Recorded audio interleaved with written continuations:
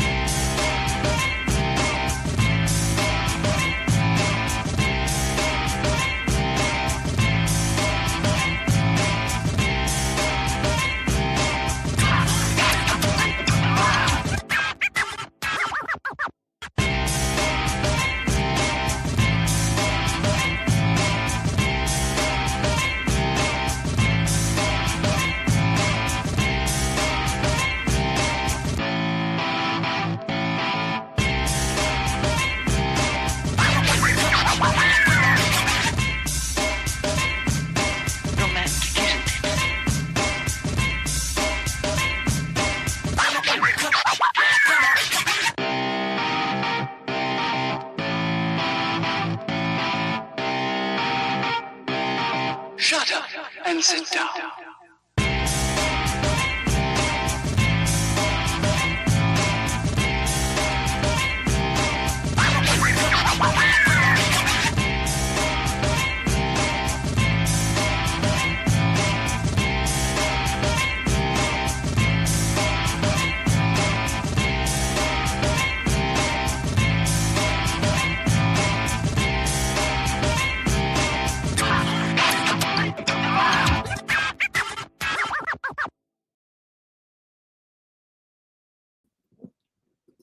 Hello, good evening, and welcome to another episode of Build, Paint, Play. I'm Dave.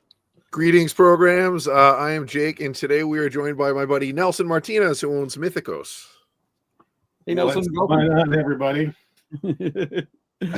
Cool. Sorry, we're a little bit late in starting. We had a few technical glitches beforehand, but hopefully we've got those all sorted out. Mainly Nelson was late. You're just being super polite. Well, that's one glitch. But, That's why we do this live. That's why it's live. It was we always do it live, so it's real. It's in the moment. I felt it. Trust me, I felt the stress. Awesome.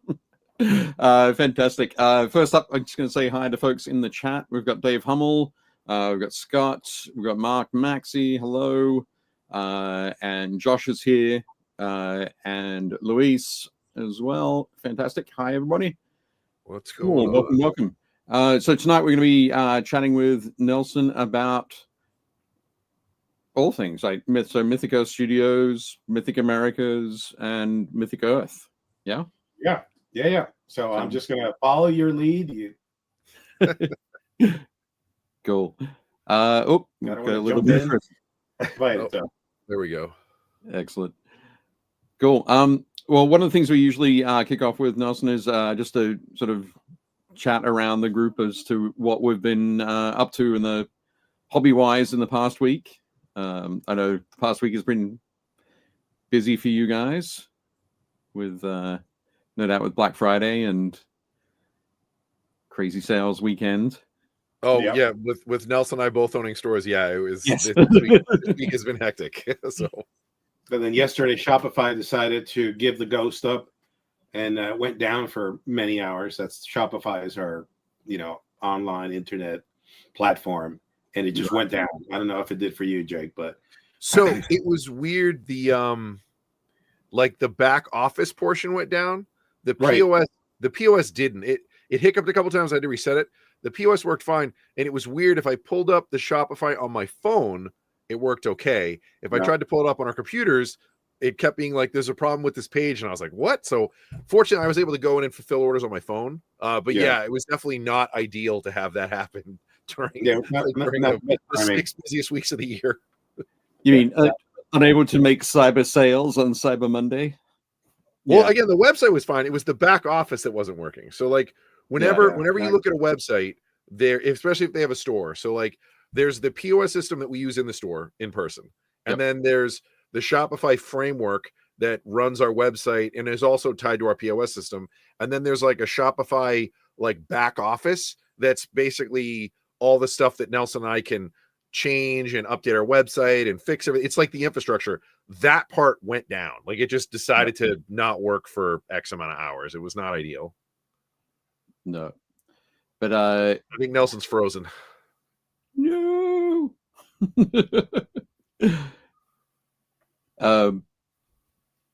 How was your turkey date then, Jake? It was good. It was good. My we were gonna go to my cousin's house and our dog has been sick, so my wife was like, well, let's just do something here. So my wife made Thanksgiving dinner for us, and I was pretty stoked because it meant that we got to keep all of the leftovers. Like nothing went home with anybody. I was pretty thrilled about that.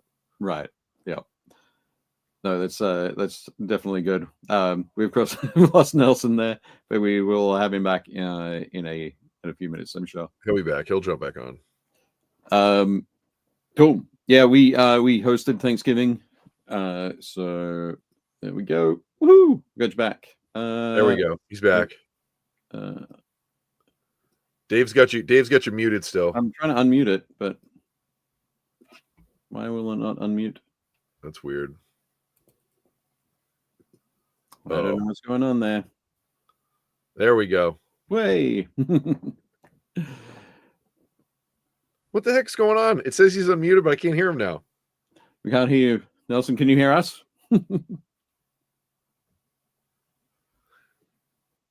There we go. Now we can. Okay, you can hear me. Good. Yeah. Now, yeah. Look, I don't know if this is me. We've been having all kinds of weather issues here, but hopefully it's you guys. It's not me. Maybe. Possibly. I don't know. Yeah. Did you guys get snow through New Jersey? You know, we so I have these. My wife thinks I'm insane. I don't know if you guys are both. I know you're married, Jake, but I'm not. Dave, I'm not sure if you're married, but yeah, I'm married. Yeah, Dave is as well. Okay, so my wife is 100% convinced that I'm bonkers. So I give her all these crazy theories, and I'm like, I'm telling you, it's global warming. That's why everything is so windy and the storms are so much stronger. And she's like, where do you come up with these ideas? So every time it snows in New Jersey, it can't just be a snow. It's got to be a ice storm, and the phone lines go down, and it's just disaster. And then people freak out. That's this morning. It started out like that, and then it turned to rain, but people were still freaking out, and we still lost power. So right. Okay. Just a rain. It's like it's just raining, people. Come on. We got like a decent amount of rain, but like nothing, no snow, nothing crazy, no snow or anything. Yeah, we so I work. I'm a contractor for the NIH in my day job. I got into the office this morning. It was really quiet. There was nobody around. Come to find that there was a 2-hour delay, but I hadn't checked my email before going into work. Wow. So there was just a general 2-hour delay for inclement weather. And it was like, it's just rain. We live, so all three of us live in the Northeast. I, to this day, don't understand how there are still businesses and companies that have delays for weather. It's like they're like, oh, we're going to close today. And it's like, why? It's like, we got like 4 inches of snow. And I'm like, who cares? Like, that's not even enough snow to matter. Skate to work. I mean, like, I get it if you live down south. Like, we've had Phil on before, and Phil's in Georgia now. And Phil used to be in Alaska. And Phil's like, yeah, like Georgia will get literally like a dusting of snow, like not even enough to be like there's an inch or something, like just a dusting, and they like shut down the whole state because like nobody knows how to drive in it. And I'm like, it's just hilarious to me. All the different parts of the country have different issues. Like, oh, there was a cold snap overnight in Florida. We got to shut down the state. Yeah. Well, they got to go and pick up those iguanas. Yeah, or something. I don't know. It's a little wild. It is. Heresy jumped on. Cool. Hello, Heresy. Hopefully, so we had a little freeze there from Nelson. But Nelson, did you get some time off to have Thanksgiving meal? You know what? No. It's the way it works around here. Jake knows all about this. So I did have dinner with the wife, No. and it was very pleasant. It was awesome. But we were working. You know, we had worked, and then not the store was not open, but we were prepping for Friday. And so it was a short day, but I did manage to grab dinner with my wife, which was awesome. So that's grateful for that. How about you guys? Excellent. Jake had also had dinner with his wife. Yep. It was good. Go for it. Yeah, we went over that first. Like Dave hosted and had a bunch of people over. My wife and I decided to crash and stay home and just take it easy and have a low key night. But it was a good time. I'm glad that everybody had a safe and fun Thanksgiving, and now we just got to get through the next 5 weeks. 5 weeks. Yeah. The rest of this week. So 1, 2, 3, 4. So four weeks until Christmas. And then it's usually busy the week of New Year's. And then I'm excited because I get Christmas Day off and I get New Year's off. And because Wednesday is my normal day off, I get Christmas Eve off and Christmas Day off. Oh, and nice. New Year's Eve and then New Year's Day off. So. Nice. Sure. Well, last year was the worst. They were on Wednesday, so I didn't even get like an extra day off. I was like, oh, my day off is Christmas. There we go. Excellent. So I mean, of course, I went and leapt into what we're doing before describing who Nelson is, what Nelson does. Nelson, do you want to give us the sort of the rundown of who you are, what Mythicos Studios is, and we'll go from there. Yeah. So let's see. Mythicos Studios is my post-retirement project. So in 2017, I retired. My wife put up with that for about 6 months. And then she said, get out now, go do something. You're driving me insane. So then I came back from retirement and I said, okay, great. I'm gonna start Mythicos Studios. I had already started the company in 2012 just to put it in, get all the stuff done, the business stuff. So, I've been running my own business for 25 years. So getting Mythicos started was just part of that process. And the idea was to come up with an entertainment company, not a hobby store, not a publishing company, but a full verticalized entertainment company that had its own products, its own IP, its own retail locations, its own e-commerce. And we've managed to do that. It's been a heavy lift, but we launched with the stores.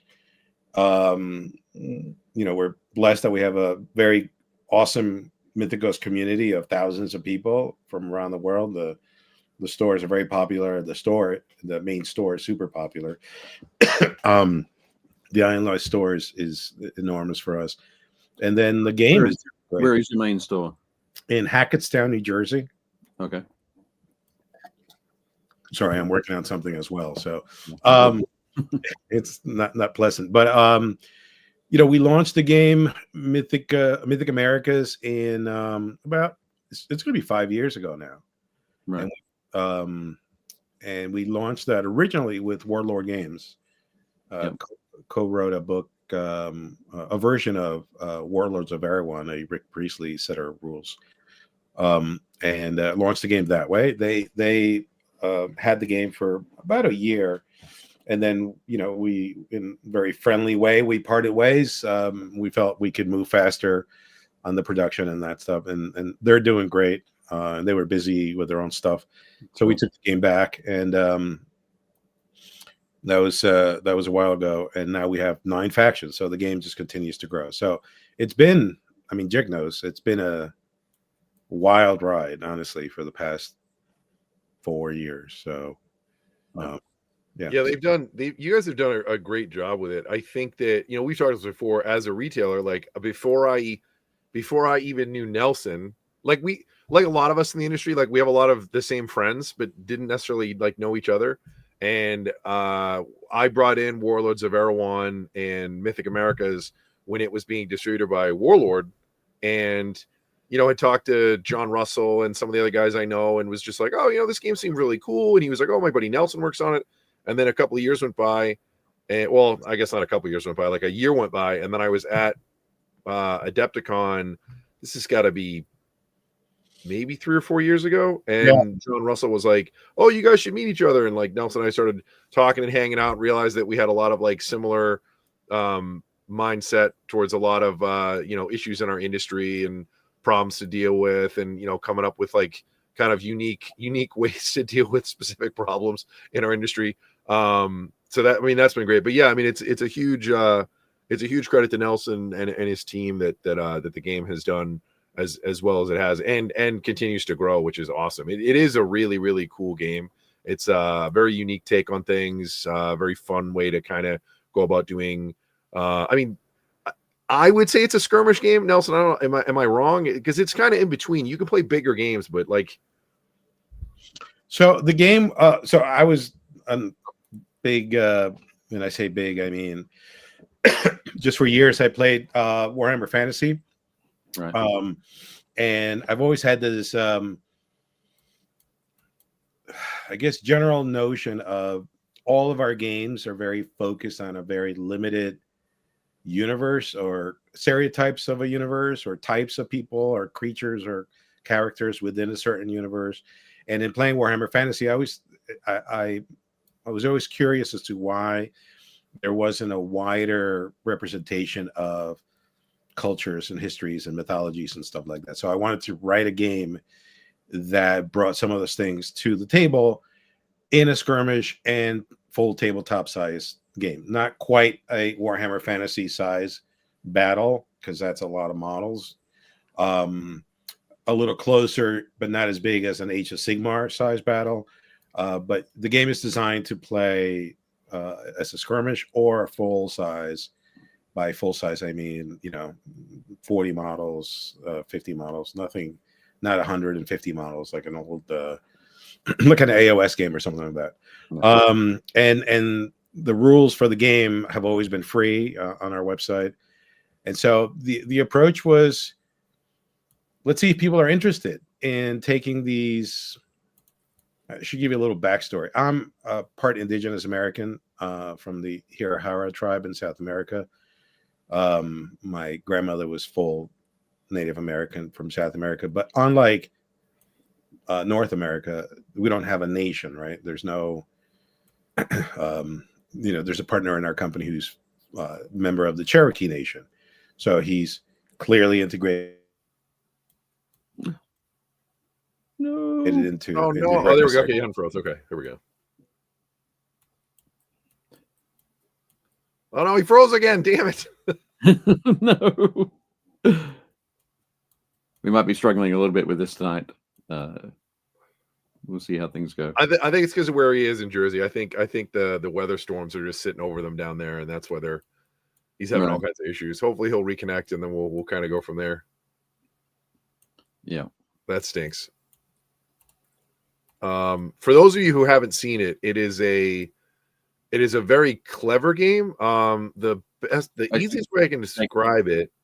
Jake, I was going to say, just before we do that, let's just quickly jump into our little bits and pieces that we do.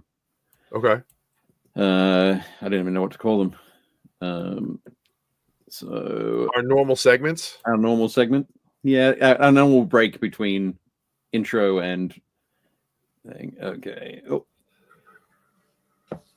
Hey, there we go. We're just going to interrupt you for a second. There was a part that we forgot to include, but basically, just want to thank the Army Painter, where Jake and I are members of the factory team. Jake is pointing out his Army Painter beanie there, or knitted cap. What do you call it in Massachusetts, Jake? It's a beanie. It's a beanie. Okay, that's good. I mean, or you would just say winter hat. Winter hat. Okay. But anyway, thank you very much, Army Painter, for sponsoring us and all that sort of thing. Definitely go and check out their blog and check out the latest entries from some cool folks from the factory team. Heresy from the factory team is also in the chat right now. Yep. And we've got an awesome, this is his piece here.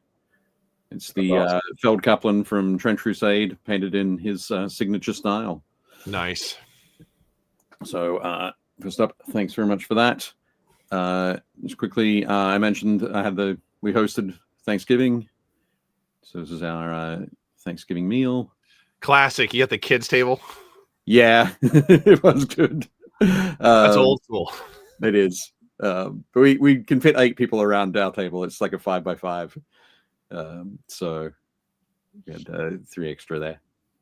Nice. But, all good. And this is something I can talk about a little bit later as well. But I received the proofs for volumes 13, 14, and 15 of the Army. The Art of.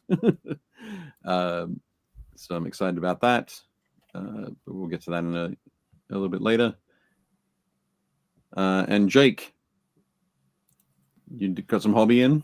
Yeah, I'm cranking through these guys. I basically have 3 days to get these done. I've got these 3 rhinos. I sent you some new pictures today too. I got these 3 rhinos.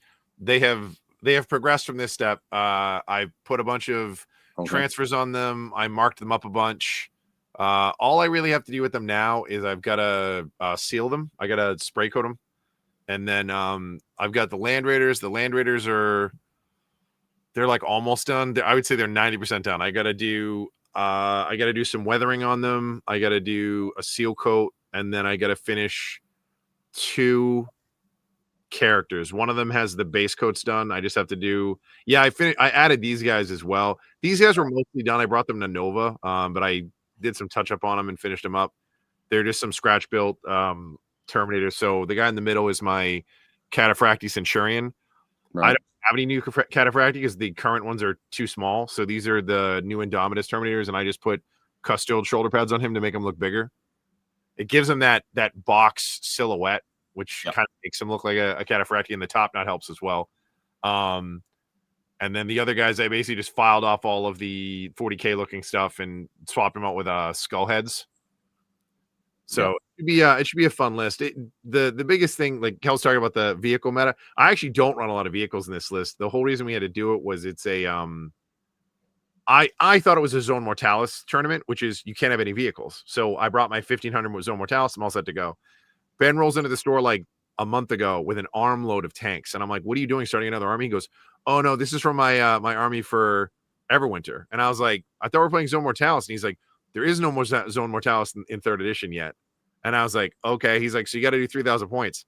So I was like, "Well, I'm just gonna bring my existing army and just make it all mechanized." So now all 5 of my unit, 5, all 5 of my are now in transports. Right. These guys are in a Land Raider. My 14-man Rampager squad is in a Spartan. The 2 tack squads and the Reaver squad are in rhinos. So it should be fun. And then I just so I wouldn't have to paint more stuff in this very limited time frame, I allied in 3 tanks from my Iron Warriors list as an attachment. So yeah. But it should be fun. Like I said, my plan is to get them all done. I have tomorrow off, so I'm going to try to finish up the 2 characters, put the finishing touches on the Land Raider, and then I'm going to take all of it to work and seal coat it, so then I can kind of handle it. I was noticing even on these guys, I don't think you can really see it on this, but like on top of the fur on the Sergeant, I actually rubbed off some of it with my finger just because it's not seal coated, which I always seal coat my stuff. So I got to do some touch-ups on these guys, and then I'll just matte varnish them all so I can handle them without the paint coming off. Right. Cool.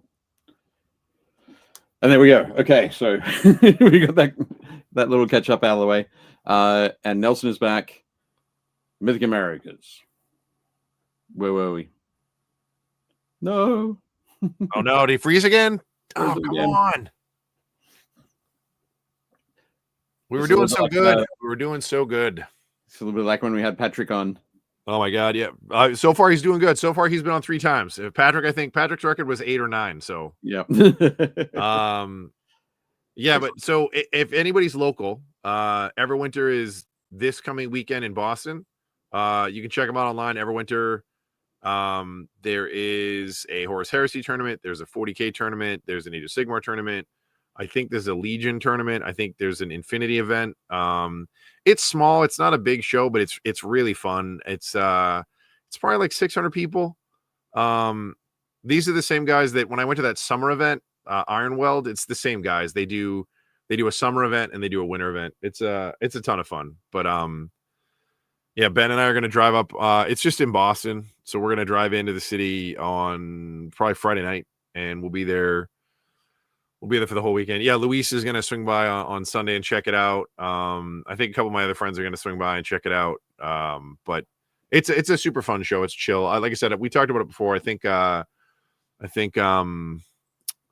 Brent will be there from Goobertown Hobbies, and a couple other friends of ours in the industry will be there. But it's a nice local show that's pretty low key. So I'm looking forward to it. Right. Cool. Well, that's good. How about you? Did you get any hobbying done? Me, I did. I have some. Of course you did. That was a trick. Of course, the answer is always yes. If I asked Dave. Here we go. Okay. While we got you working, Nelson. I can't remember where we got up to. What did we get up to? He had mentioned that he has a member of his team that is Cherokee. that is Native North American as well. Yeah. Sorry, you guys. The web. I don't know what's happening here. So I'll just.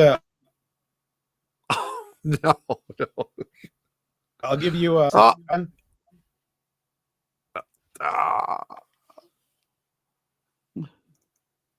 my goodness. No. Nelson, you did so good. You started, then you froze, then you unfroze, then you froze again. Yep. Well, while we're waiting, Dave, what did you get done hobby wise? So hobby wise, I wrapped up my steel jacks, the Ironkin steel jacks. How big are they? They are like Terminator size? Let me just go back to here. Right. Gonna be ready. Oh, I heard him for a second. No, they're not Terminator size, really. There we go. Nope. Hang on a sec. Okay, so they're like Primera size. Yep. Probably Primera size. Okay. All right. So they're decent. Nelson, we have you back. For how long? Who knows, right? Who knows? I'm so sorry, guys. Honestly, it's whatever's happening out there. Yep. It's all good. This happened when we had Patrick on. Patrick is our most. He's been on the most. Let Nelson talk while he can. All right. So Mythic Americas has now become Mythic Earth. The idea is to bring to the table, to represent on the table underrepresented cultures from around the world. Started out as Mythic Americas. Mythic Americas now has 9 forces, fully flushed out forces, and we keep adding units to each army. And it has now grown to Mythic Earth. So Mythic Americas, Mythic Europe, Mythic Asia, Mythic Africa, and Polynesian Kingdoms. Those are all going to be separate books, each with about 6 to 8 forces or armies representing various cultures from those areas. The next culture that we bring to the tabletop is Polynesian Kingdoms, which is an aggregate of a lot of islands in the Pacific. The Pacific is a very large place with lots and lots of cultures. So Maori, forces from the Philippines, Australia. And this is all pre-Columbian stuff, pre-European conquest of the planet, basically, as we describe it at the studio. So it's pre-European expansion, and the reason for that is because we want to really sort of tap into some of the mythology and some of the histories of the folks from around the planet without too much cross-pollination from kind of our world, our kind of Western world. So that concept is really one of the biggest motivators for people to pick up the game. The fact that it also explores its own fantasy setting. So when you take something like historical units, historical peoples, cultures, separated by thousands of miles and thousands of years, and then you take their mythology and you throw it into this cauldron, to create a storyline, you need to put it all in a high fantasy setting so that it all sort of makes sense. And there's a very, very deep universe that we've been writing for 12 years now. That is the background and the setting for this. It's what allowed us to do an RPG, a 5e compatible version of the universe that we did a Kickstarter for about a year and a half ago. That was very successful for us as a book, and allows you to play Heroes of Mythic Americas using a 5e D&D book, or the player's manual, the rules. The biggest issue with Mythic Americas and Mythic Earth is time. It's an enormous universe. We have 2 PhDs in the group. One of them I mentioned already, Matt Hall. They're both educators. They're doctors. They do the research. They delve deep into the historical accuracy of the peoples that we work with. And it's really built on a very specific concept within the universe of Mythic Americas. If you look at our website or our logo, you see this little funny little icon. That's an ancient symbol for harmony and balance. And when I wrote the game, I wanted to make sure that I never represented any particular culture, no matter who it was, as evil. So there's no chaos, right? So I play Space Marines, I play Salamanders and 40K, right? I've always been a Salamander player. So in our universe, there is no chaos, because again, I don't want to represent anybody as an evil force. So what we've done is we've created 2 balancing forces called the ever living and the ever changing.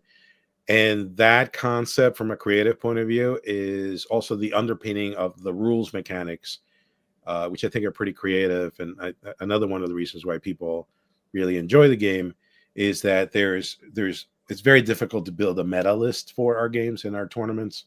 You can build competitive lists. You can have, we had just had Jeff from win his second tournament. And it's because partly it's because understanding mechanics and learning how to play this game well, you have to really focus on objectives, which, by the way, it's the latest and greatest thing with most games, right? Primary and secondary objectives. So for us, that's always been a big driver for how to play the game. And the ever living and the ever changing are the 2 forces that you will play the game. You will choose an alignment randomly to play under that banner, and that forces all kinds of choices that force you to make a balanced list.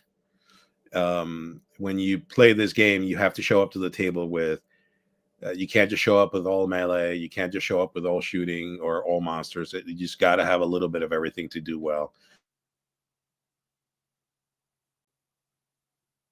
Dude, the art is so cool. There's so much good stuff in this.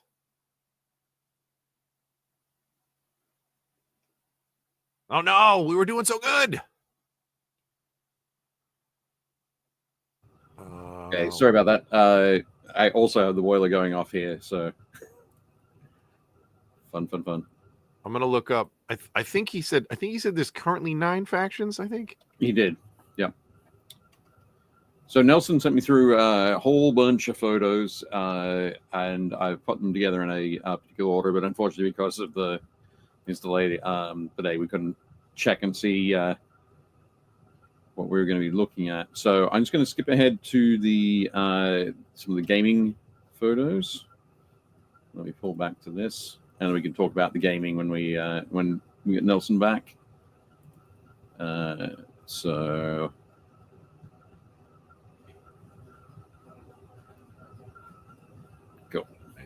I believe they have an app builder or a list builder on their site, I think. Okay. Yeah, I'm looking right now. It's on Mythic Earth. If you go on to Mythic Earth, you can download a thing called Crux Creator, and that lets you build a list and stuff. Okay. Yeah, so currently there's Aztec, tribal nations, the Maya, the Inca, the Inuit, the Western Federation, the Taino, the people of the Totem, and the Chachapoya. Okay. Oh no. I know that for a second. Up above, I think Patrick said that he did some sculpting on some of the Mayan stuff. He did the Mayan archers and the ladle sculpts. They have like every faction has like most games has infantry. So there's like there's either melee weapons or ranged weapons like he was talking about. And then there's like big monsters and stuff, which are super cool. And then there's like a giant monster. So almost every faction has, like sort of think like somewhere between like Primaris and ogre sized monsters. Like you can run a unit of them, and then there's like usually one big monster that all of them have as well. The models are super rad though. Yeah. I don't know if you guys can hear me, but yeah, we can now. I was just filling people in on the different factions. I went on the website and read the 9 that currently exist. So that's cool. Look, the bottom line is before the internet gremlins knock me out again. Appreciate you guys having me on. The thing that I would tell people, the fantasy setting of the game is one thing, but when people come to the shop, I've heard comments from people saying that, oh my god, I just played a game and we played it around the Passaic River, and I'm like, what do you mean? It's like, well, we just wrote storyline that our battle took place in the Passaic River, which is a river here in New Jersey, named after it's a Native American name. But the fact is that we want to take historical facts, historical peoples, historical mythologies, or the mythologies of the people around the area where you live, and put them in this high fantasy setting. And so I think that's one of the cool things that I enjoy when I go and we run demos all over the country. And people dig that. People have their own favorite monsters from the area that they live in. Some of them are not accurate to the period, like Mothman. Everybody wants us to do Mothman. People love cryptids. There are some creatures that we won't do, right? Just because they might have a religious connotation. But dude, there are thousands of creatures. We started working on the Asian continent, and we're doing southern India. We're not even doing all of India. We're just doing the subcontinent, basically. We're doing Korea. We're doing Japan. We're doing Mongolia. And you can write a game just on each one of those sections. I mean, India, you can sit down and write 100 books just on some of the cultures and the histories and mythologies there. So the next European faction is going to be the Celts of the Iberian Peninsula. Okay. And then we do the Proto-Vikings, the Visigoths. And if you want to see some dark ass mythology, go check out the Visigoth mythology. That stuff is amazing. So yeah, look, I hope that people get to check out the website. One thing to remember is I've got the website link below. So cool. In North America, I always ask this question at the shows, like, how long do you think people have lived in North America, right? And we get various answers. How long do you think there have been humans on the continent in North America? I mean, thousands and thousands of years. Like you're talking basically pre-Stone Age. So no. Well, I don't know. I would say 15,000. That's pretty good. That's pretty good. Yeah. So people used to think it was like 6,000 years, and they're now pushing past the 20,000 year mark. Right. So it's wild, right? Some of the biggest cities in North America weren't matched in size by cities in Europe until the 1800s, population-wise, right? I mean, there were some incredible civilizations around the world with incredible historical units and armies and stories and mythologies. And so that's really honestly the goal, is to bring a fresh universe to the tabletop. I mean, look, I love playing Warhammer Fantasy, and I play Blood Bowl, and I play Bretonnians, and I play dwarves, and I love elves. Oh, actually, I hate elves. I should never say that I love elves. I hate elves all the time. You're allowed to. But I love the fantasy settings that we've all grown up with and enjoy. But my job, really, honestly, is just to bring other things to the tabletop. Yeah, just fresh perspectives. That's all.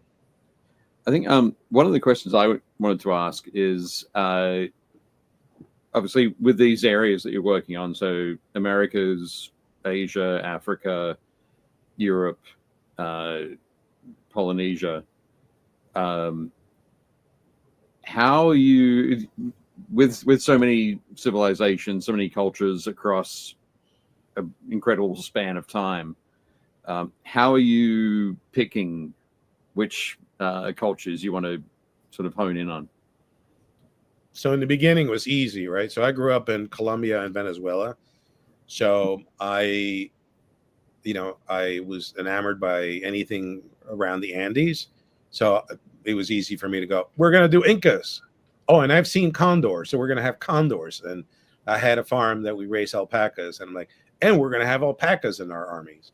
So some of that is personal, just from, personal experiences.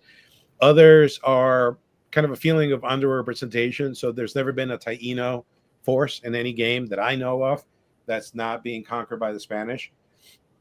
So we wanted to bring a Taino army to the tabletop, which I think we're the first gaming company that has done that I know of. And I got to tell you, it's one of our biggest selling armies. And so some of it is, okay, we've never seen them before. They have amazing stories to tell. We should put them on the tabletop. Some of it is honestly just the amount of requests that we get. Okay. People in the Philippines. I'm like, what about us?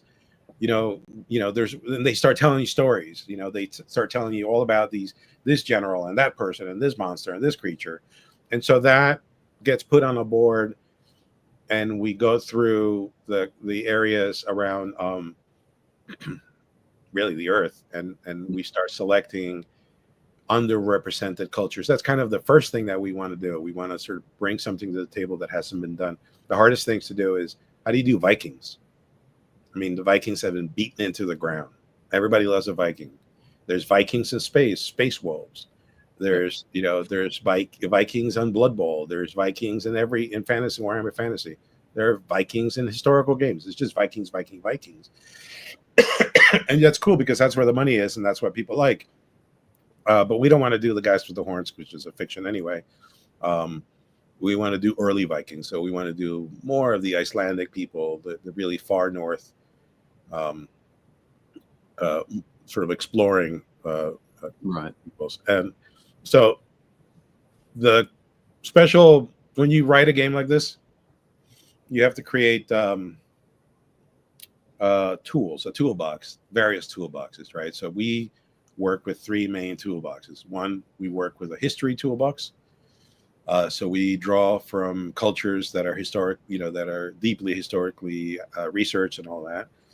Their mythology, the mythology of the areas where they're from, and then the third toolbox is the Mythic Earth mythos, the mythology that we created.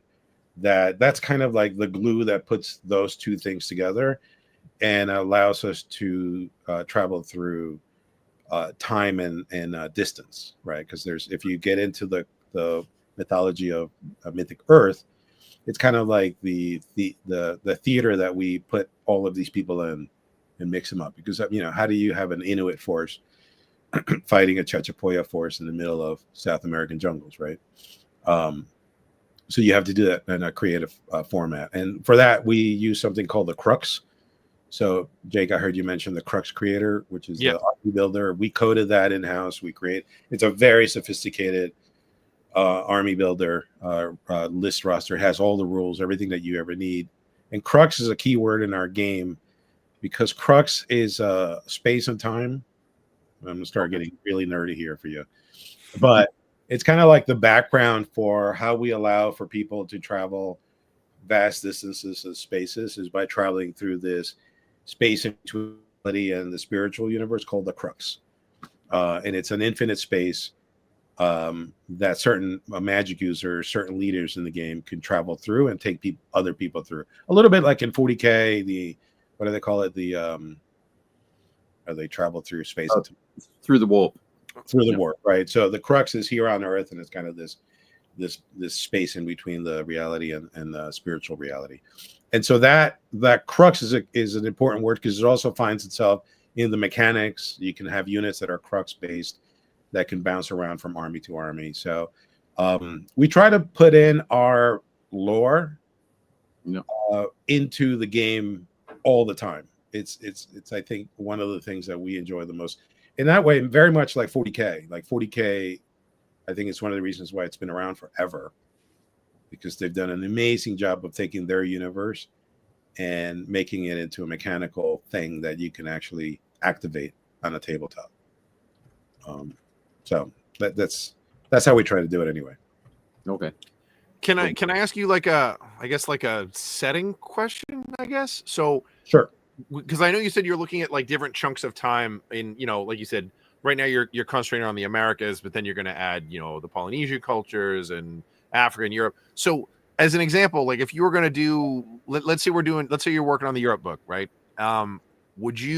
Is there a specific sort of time frame that you look at? Because it's like, are you doing, let's say you focus on like Eastern Europe. So you're like, okay, France. So are they the Gauls or are they the Franks? You know what I mean? Like, is it like where in time are you picking this in terms of something like that? Like, that's a weird one, right? Because even the Celts, like I'm Irish. So like the Celts kind of conquer a huge swath of like Eastern Europe, and then they spread to the British Isles. And then later on, they're broken up into a bunch of subcultures. So you've got like the Picts and the Scots and the Celts and you know what I mean? So it's like, you know what I mean? Like there's so much to pick from. Like how far back along the route do you go? Or is that not really a concern? You just kind of pick like ones that you think will be different or... We tend to always pick underrepresented periods. Okay. That makes sense. So that it's you're right. A lot of these cultures got around, especially Europeans. So I always tell people like, there's a reason why Europeans were so warlike, right? They were some very innovative cultures. They live in very tight little spaces, relatively speaking, right? And so there was a lot of competition for resources and space. So hyper aggressive with each other. And so where do you pick? Which version of the Celts do you pick? Do you pick the Goths, the Visigoths? Do you pick the ones that, we're always after the Romans? Which ones, how far do you go? And honestly, that's a stylistic answer. So you pick the ones that we feel are the most underrepresented, haven't been seen really, and their creatures are incredible, right? So sometimes a creature will win will make the choice for that particular, like for the Taino, we knew we were going to do Taino, but when we looked at the Taino, there's a special character in the Taino lore, in real lore mythology, called the caracol, right? So a caracol is a crab in Spanish. But it was Spanish. Oh man, we're doing so good. He was doing good. It's like we're doing something right. Yep. So good. I think these are some of the big guys. I don't know if those are the big guys or if those are just like they did a bunch of like oversized ones. Right. So I don't know if I think those are just some of the oversized ones. I'm not sure. But there's some super cool models. Yeah, I think these are the oversized ones.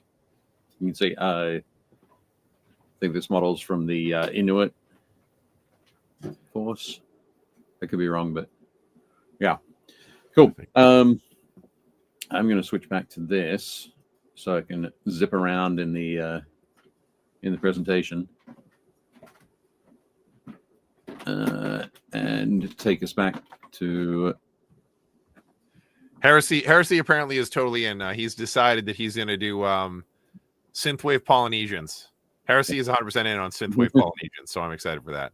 And he just asked the question. He said, "Has there ever been a conversation of a sci-fi take on Mythic Earth if they weren't colonized?" And to answer that question, no, I don't believe that there has been. This is the first time. So, it's funny. I don't know if you guys can hear me, but yeah, you're back. We got you. So it's you are starting to see this type of universe now more and more, right? So in the entertainment industry. So we firmly believe that other cultures, other stories, or other histories, as production companies, film studios, entertainment companies around the world. I mean, look at Korea, look at China, look at all these, Taiwan, Japan, obviously the perfect example. As Latin America now, you're having a plethora, a wealth of amazing stories, mythologies, histories coming along. There's that great show that just hit on Apple TV, the one about the Hawaiian kingdoms. Oh yeah, with Jason Momoa and what's Yeah, his name? so the bottom line is, I think, there's always going to be there's room for a wider scope of peoples and creatures and stories and games based on those things. And so I'm psyched. Honestly, I am thrilled. I've spent the last 12 years writing these stories and working on this game, and oodles of money getting this company to where it is, because that's the other thing. Jake always says that if you want to be rich in the hobby industry, don't get into the hobby industry. Why don't do that to yourself?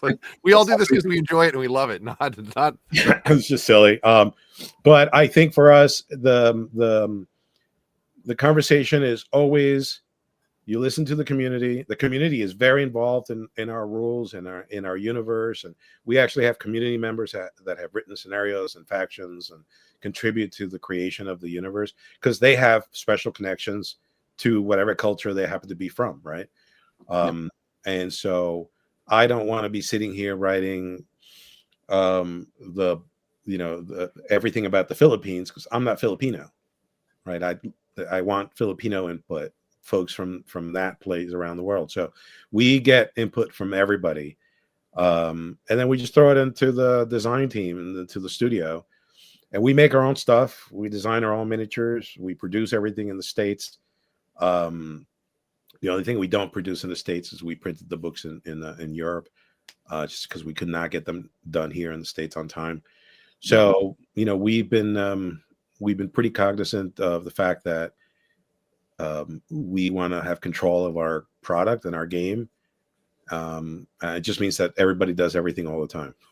Right. I think it's really cool. To your point, I think there's so much variety out there, and like people who don't want the variety, like I don't understand that. Like, it's like when you go to it's the reason why the mall works, right? There's so many different options. It's the same thing with anything else. Like, there should be other options. And there's definitely, I think you're right. I think there's been a pretty significant cultural shift. Like, I remember when you watch Black Panther, they did such a great job of showing you a completely different culture that for most people is completely alien. You're like, well, I don't understand this. Like, there's an African culture that's all like established and it's totally different. And then in the second one, and I had friends that were upset about this because they're comic fans, but I was like, the Namor and all the Atlanteans, they're all South American based. Like, that the whole concept is South American based, and I thought it was really cool. Like, I liked that. I liked that as an example, and it was really cool seeing that on the big screen. And they're like a really cool culture and everything.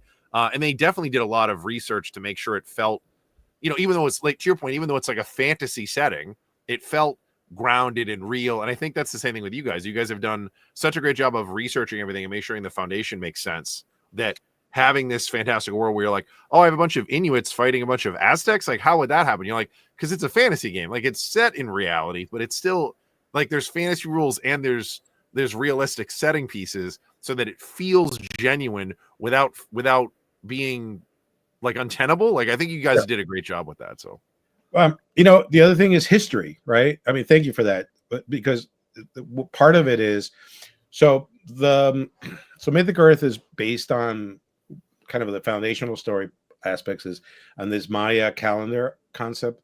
The Maya, the idea of living forever. So Westerners, we invented this notion of like, we all want to live forever. So we want to, like, we have the best medicine and we want to be 110, and it's like more years, right? And so we struggle all our entire lives to like try to live a long, happy life, right? Live long and prosper, right? So the Maya were like, nah, it's not going to happen.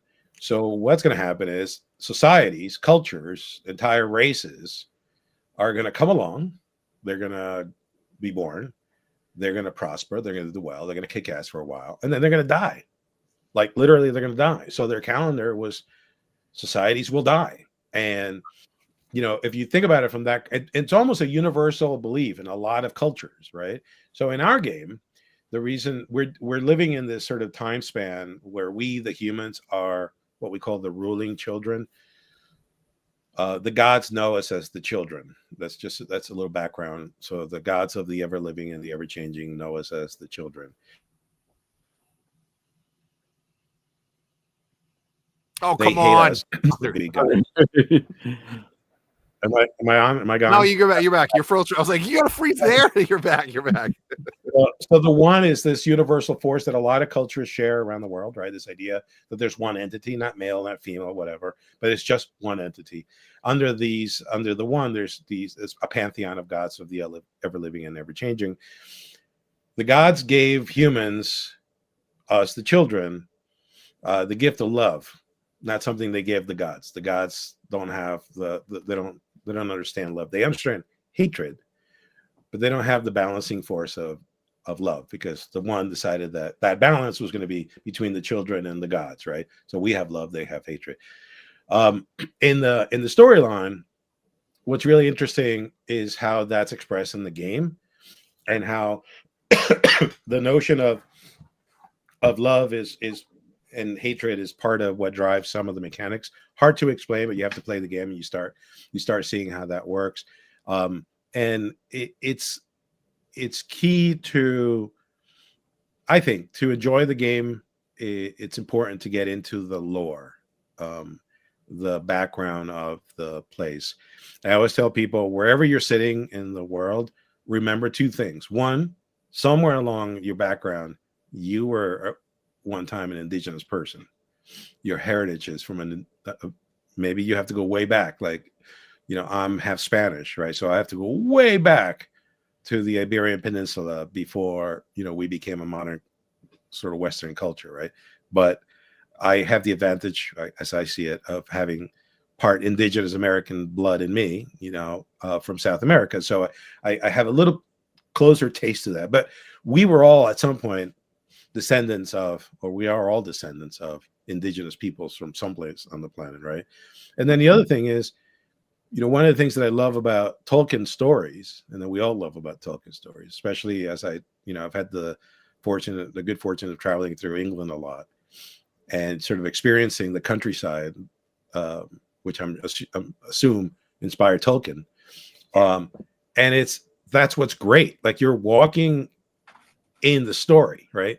So it's the same thing for us. I mean, right now, outside of this window in my backyard, this was Lenape land, right? This was a kingdom, and the Lenape were here thousands of years, but for thousands of years before them, there were other peoples in this part of New Jersey, right?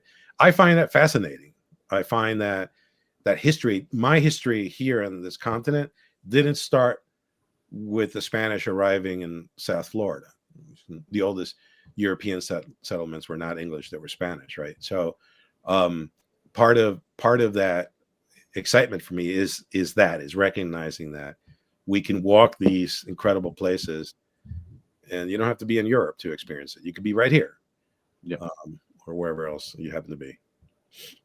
No, that's fantastic. That is very cool. You sent through some art and some miniature shots. So, are we? Do you want to talk us through some of that? Sure. Cool. We can sort of dig deeper into the lore about that. So this is a demon. So we, the children, we're the ruling children. Why are we ruling children? So because of the Maya story, the idea is that we humans are the current ruling children, but before us, there were other ruling children, right? And in the RPG, you'll actually get to interact with a few survivors of the previous ruling children, which are these sort of frog fish people that live in Lake Titicaca. Before that, there was demons that ruled the earth, right? From the underworld. So this is kind of an interpretation of one of the demons that used to be one of the ruling children. Our time is going to be up, as far as Mythic Earth is. So we, the ruling children, have one job. There's a few of us called seed children, and our job is to prepare Mother Earth for the next group. So ostensibly, there were some demons that were part of these ruling children that were the seed children that laid the groundwork for the people before us, the entities that ruled the earth before us. Okay. So that's what he is. He's 2 generations back. Right. That art is super cool. Yeah, all these pieces of art are fantastic and super evocative. So some of this is all Nick, by the way. Nick Martinez happens to be my kid. Okay. Wow. He's a grown man. So a lot of this is, I think all the stuff that I sent you was Nick. But these are just sketches for settings and heroes. We're starting to introduce named characters into the game, so we're messing around with some of these settings and some of these characters. That's an Aztec interpretation of. That's a Sisin. Sisin is an Aztec god of war, and this year is the year of the hummingbird and the black sun, which is the solar eclipse. And so Sisin is going to come to the tabletop. He's in the stories, he's in the lore, but Sisin is working for the ever changing, and he's trying to figure out how to kind of stop the dirty little secret that only the one knows, and that is that everything comes to an end, like the Maya believe, right? Yeah. And so Sisin doesn't want this era to end. So he's coming along and he's trying to interfere with the eternal balance, which is back to the game mechanics and the lore mechanics. So that character right there is coming to the tabletop. Excellent. So he's trying to change the cycle. He's trying to disrupt the eternal balance, right? Everybody's working towards this balance. Even when you play the game, you don't know what alignment you're going to be playing under. It's a random choice. That opens up your spells, your secondary scenarios. It really sort of forces you to build a balanced force. Right. The reason for doing that is because the idea is that everybody, no matter what they think, they're all struggling to maintain the eternal balance. For whatever reason, they're on that battlefield. From their point of view, they're doing what they have to do to maintain the balance. But Sisin wants to disrupt it so that the ever-changing are always in control. Okay.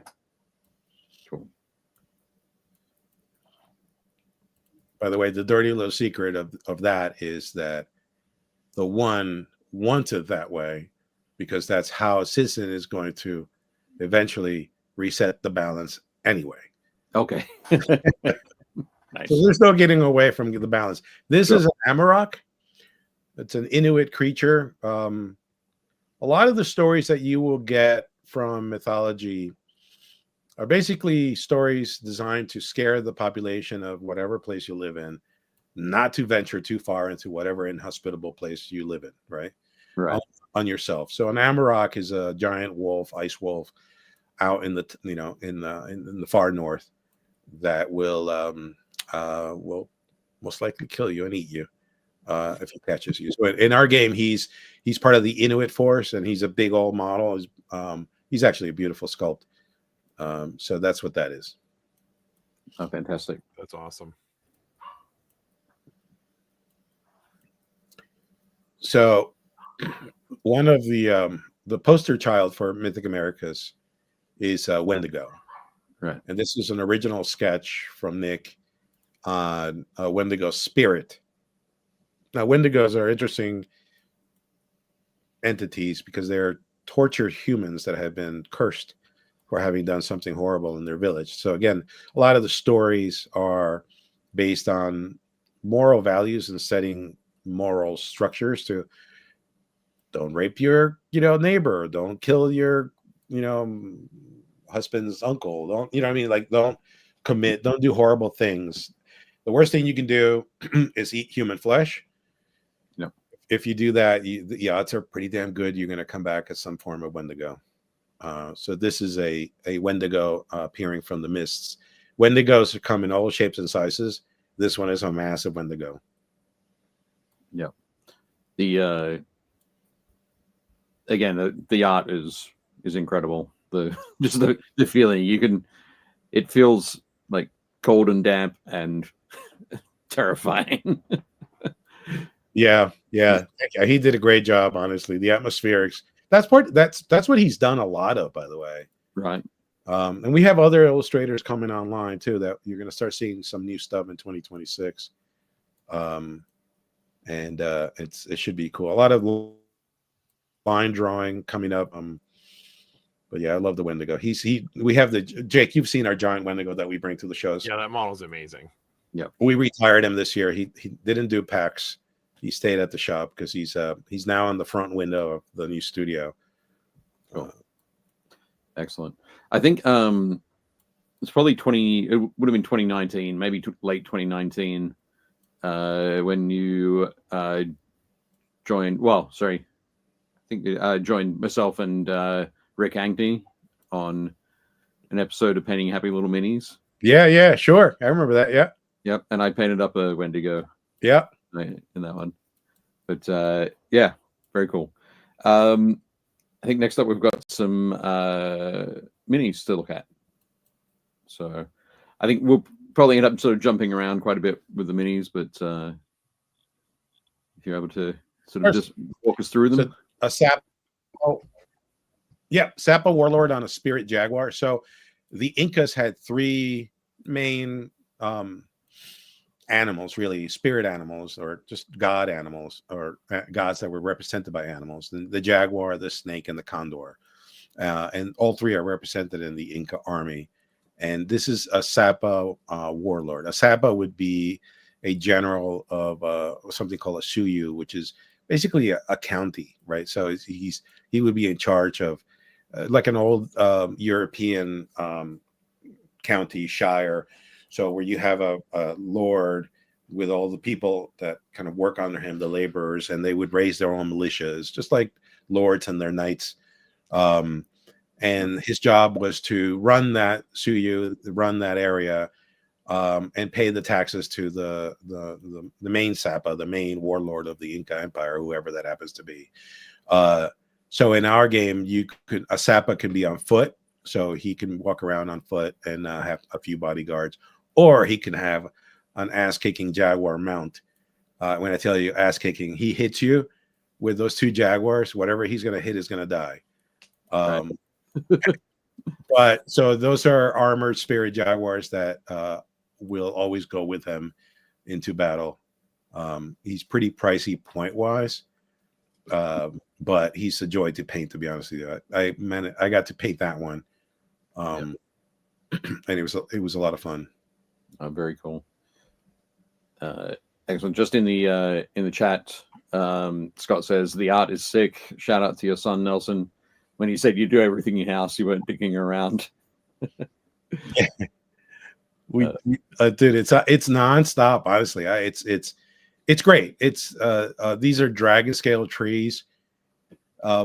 So they have they're the strangest looking trees you'll ever put on the tabletop. But they paint up beautifully, and we designed something because it came out of some of the stories. So the dragon scale trees, we haven't defined it yet in the lore. They are sentient beings, okay, that have been around forever and ever and ever. Once and they're sacred to all the peoples of Mythic Earth. Once a dragon scale tree appears in your area, you know the gig is up, basically, for your society. They tend to portend the end of whatever is happening in your area. They're not in and of themselves the reason for the destruction, but they're a signal that something is changing in your own local environment. And so in the game, they have special rules.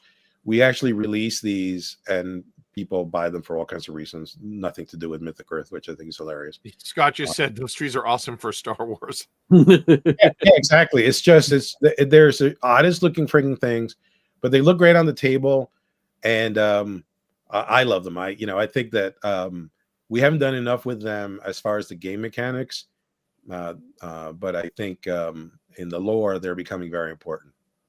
Right. That's cool. All right, so these guys are awesome. These guys are the guardians of the Caracol. So a Caracol is a magic user, an ancient Taino, real character in Taino history.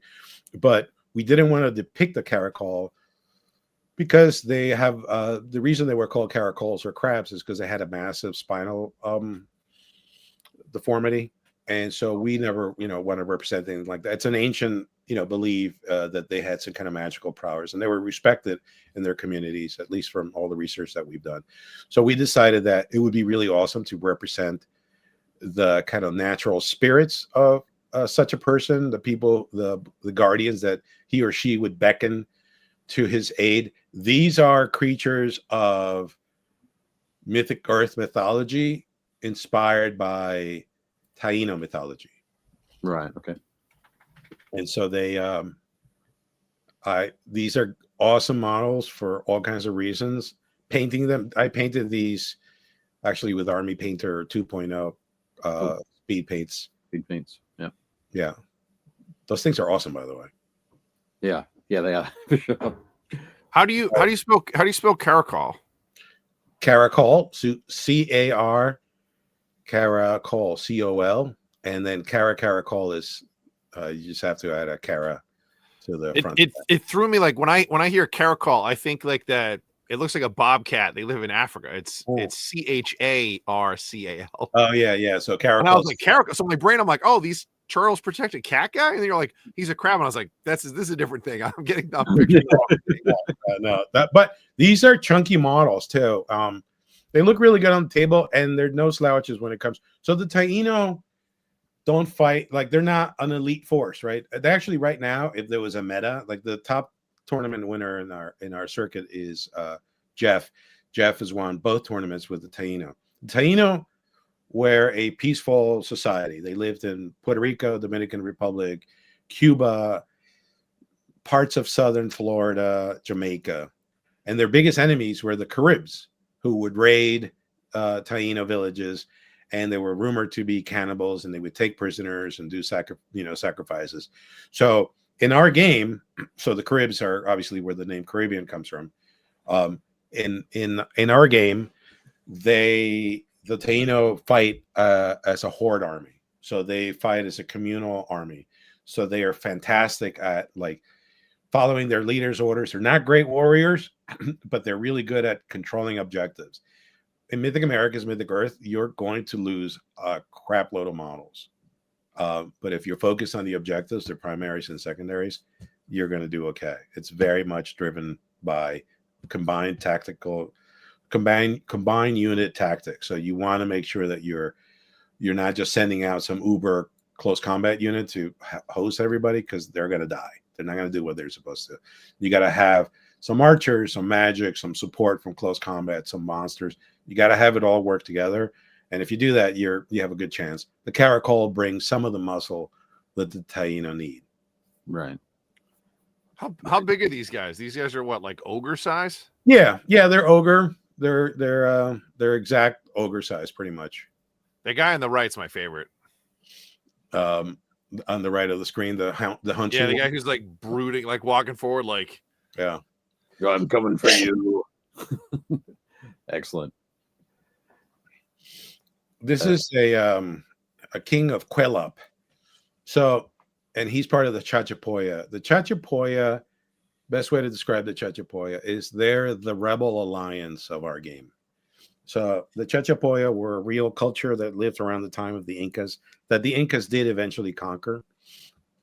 And they, in our game, they partner with other South American tribes from the Amazon. Now, there's theories abound that the Incas originally came from the Amazon. I mean, the Amazon laps up to the Andes, so it sort of makes sense that those tribes migrated into the Andes and became what they became.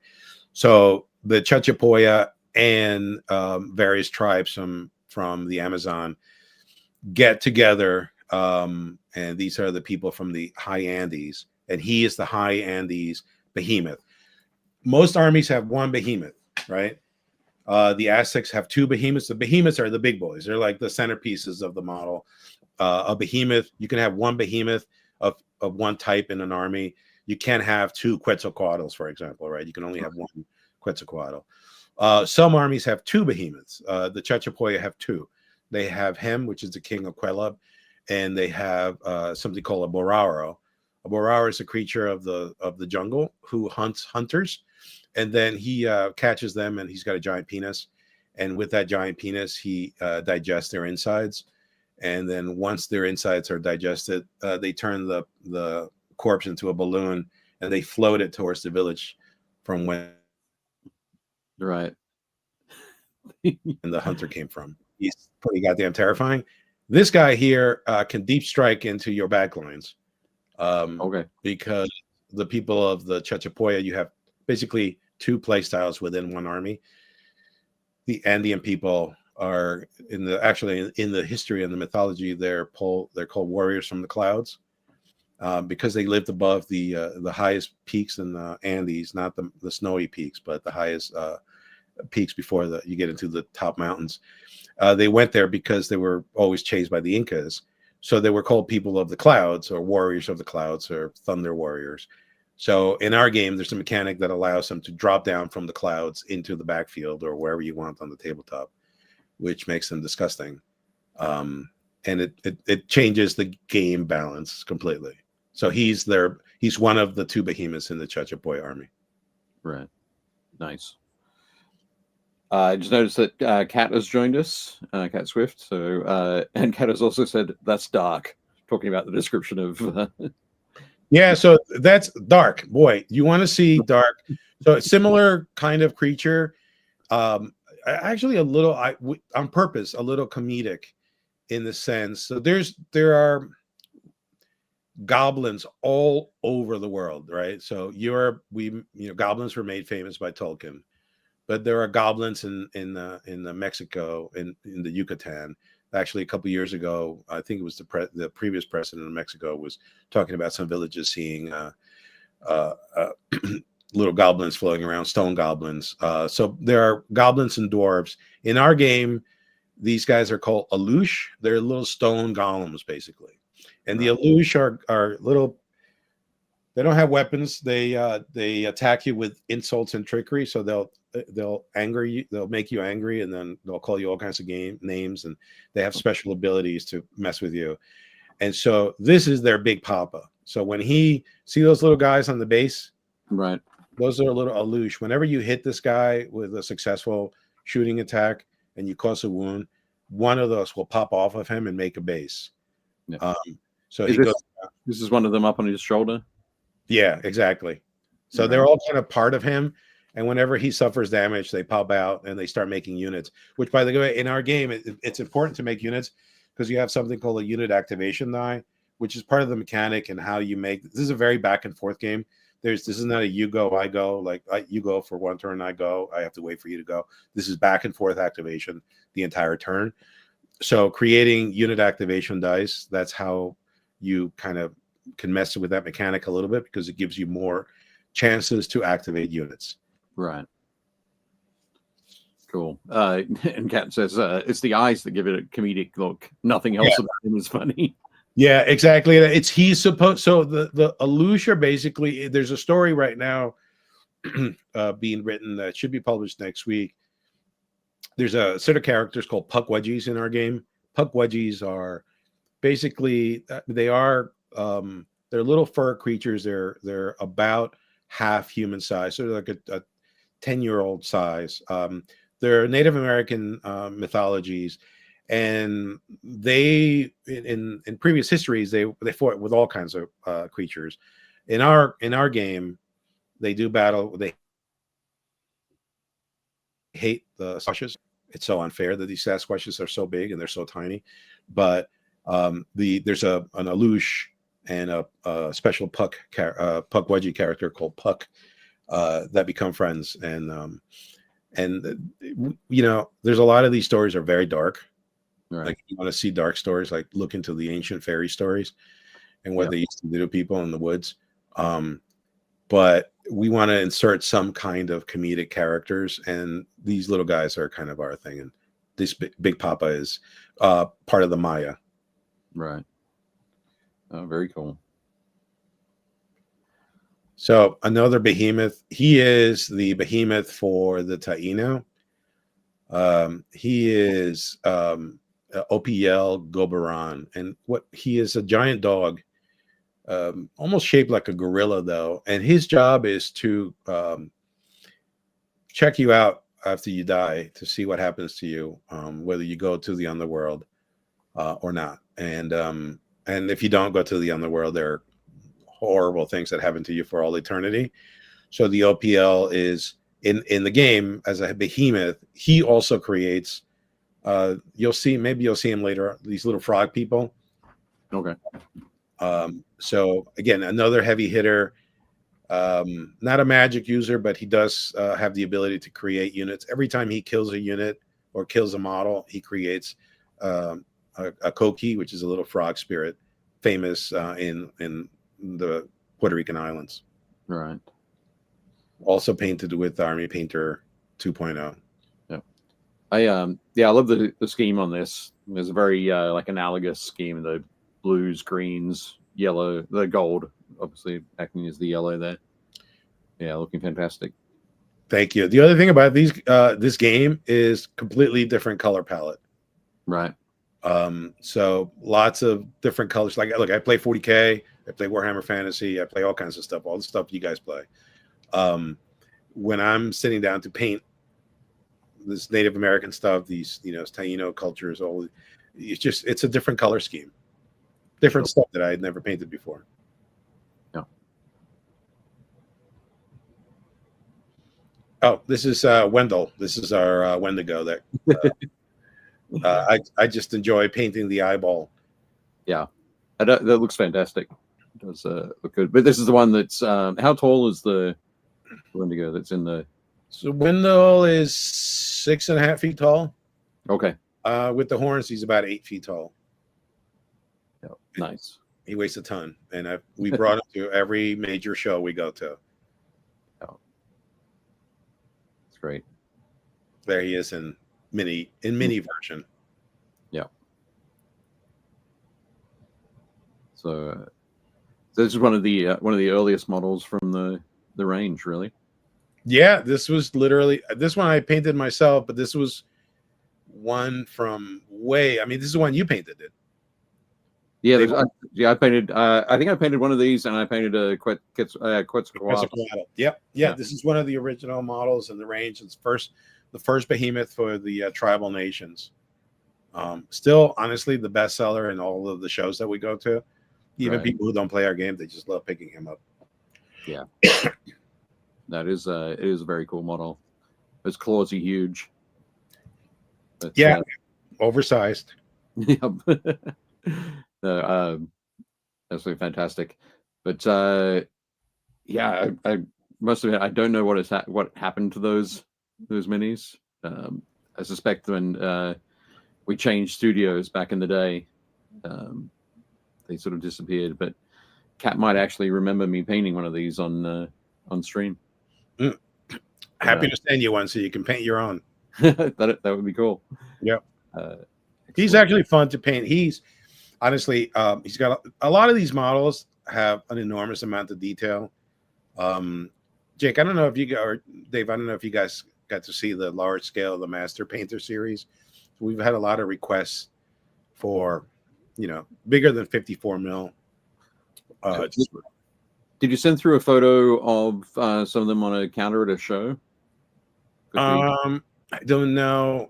They might be in one of the shots that this was this past year. Sorry, just yeah. See those guys there? Yep. Those are the Master Painter series, and they're super high detailed, high quality resin prints of the heroes in the game. Okay. And so when you take the detail from the sculpts, the hardest part for us is to maintain that detail when they go down to the normal 28 mil scale, right?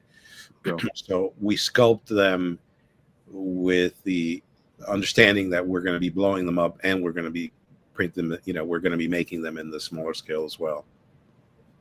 Right. So you got to get that fine balance. Yep. Yeah, exactly. And we don't want cartoony humans. So we don't want like heroic scale, large hands, Sure. As much as we can within the production process, we try to make them proper scale, proper proportions. Cool. Excellent. And then, I'll flick back to. So these are the puck wedgies that I was telling you about. So these little bastards, they're part of the tribal nations. They're an awesome harassing unit. But honestly, I wanted them in the game because they're going to be a big part of the storyline. For me, they are going to add a level of, I don't want to say levity, because there is some darkness to the Pukwudgie story. But they do bring a little bit of nonsense to the storyline, which I think is important. And we launched the Pukwudgies this year in 2020 in February, and they're a huge hit. A lot of D&D players pick them up, Right. for obvious reasons. They look very cool. Yeah, for D&D, it looks like you could paint them like either like bugbears or gnolls or something. Yeah. These are the Tinglet. These are the people of the Pacific Northwest. They were armored, and actually, they one of the few peoples in North America that had, I guess, what you would call proper, like what we envision armor to be. And they're people of the totem. So in the game right now, they released this year.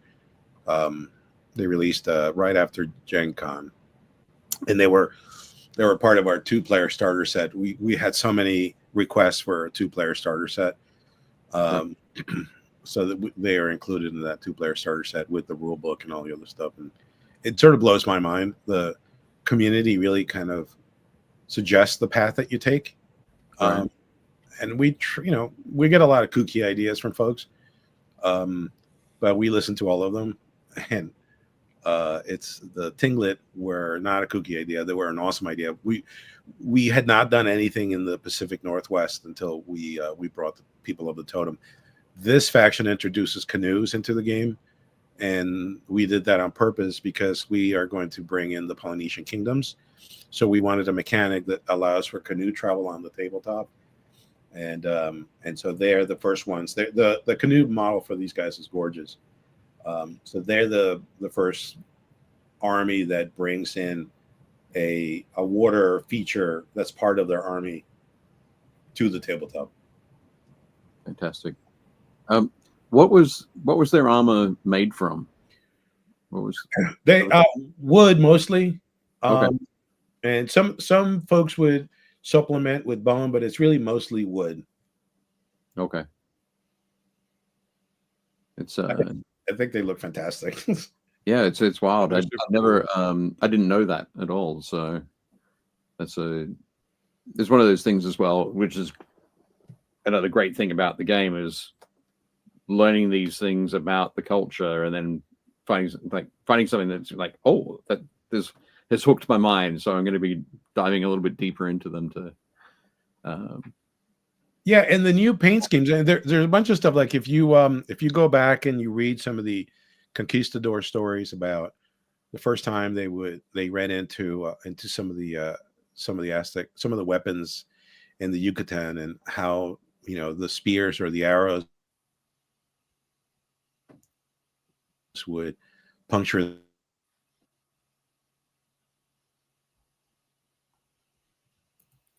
Oh, Frozen again. that's a long break. No. Well, there's so much new stuff. So the 2 new factions he's talking about, that's going to be the it is the people of the totem, which is what he's talking about now, all the sort of Pacific Northwest, and then the Chachapoya. They both got teased in September. You can see them on their website. They have some of them listed.